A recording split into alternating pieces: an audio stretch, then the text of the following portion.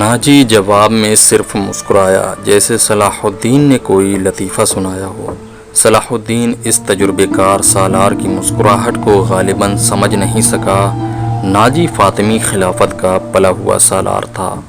وہ مصر میں باڈی گارڈز کا کمانڈر تھا، جس کی فوج 50,000 تھی اور ساری کی ساری فوج سوڈانی تھی۔ یہ فوج اس دور کے جدید ہتھیاروں سے لیس تھی اور یہ فوج ناجی کا ہتھیار بن چکی تھی، جس کی دم پر وہ بے تاج بادشاہ بنا بیٹھا تھا۔ یہ دور سازشوں اور مفاد پرستی کا دور تھا۔ اسلامی دنیا کی مرکزیت ختم ہو چکی تھی۔ صلیبیوں کی بھی نہایت دلچسپ سازشیں شروع ہو چکی تھیں۔ پیسوں کی ہرس اور عیاشیوں کا زور و شور سے چلن تھا۔ جس کے پاس ذرا سی بھی طاقت تھی، اسے وہ اپنی حکومت کے تحفظ کے لیے اور دولت سمیٹنے کے لیے استعمال کرتا تھا۔ سوڈانی باڈی گارڈ فوج کا کمانڈر ناجی مصر میں حکمرانوں اور دیگر سربراہوں کے لیے دہشت بنا ہوا تھا۔ خدا نے اسے سازشوں والا دماغ دیا تھا۔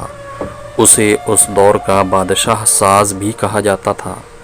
بنانے اور بگاڑنے میں وہ خصوصی مہارت رکھتا تھا۔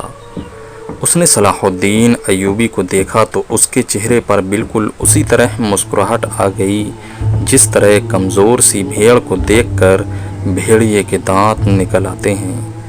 ایوبی اس زہریلی مسکراہٹ کو سمجھ نہیں سکا۔ اس کے لیے سب سے زیادہ اہم آدمی ناجی ہی تھا، کیونکہ وہ 50,000 باڈی گارڈز کا کمانڈر تھا اور صلاح الدین ایوبی کو اس فوج کی ضرورت تھی۔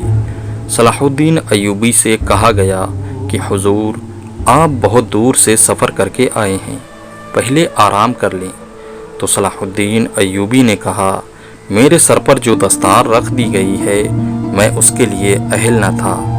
اس دستار نے میرا آرام اور میری نیند ختم کر دی ہے۔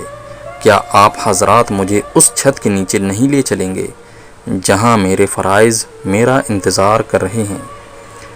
کیا حضور کام سے پہلے کھانا پسند نہیں فرمائیں گے؟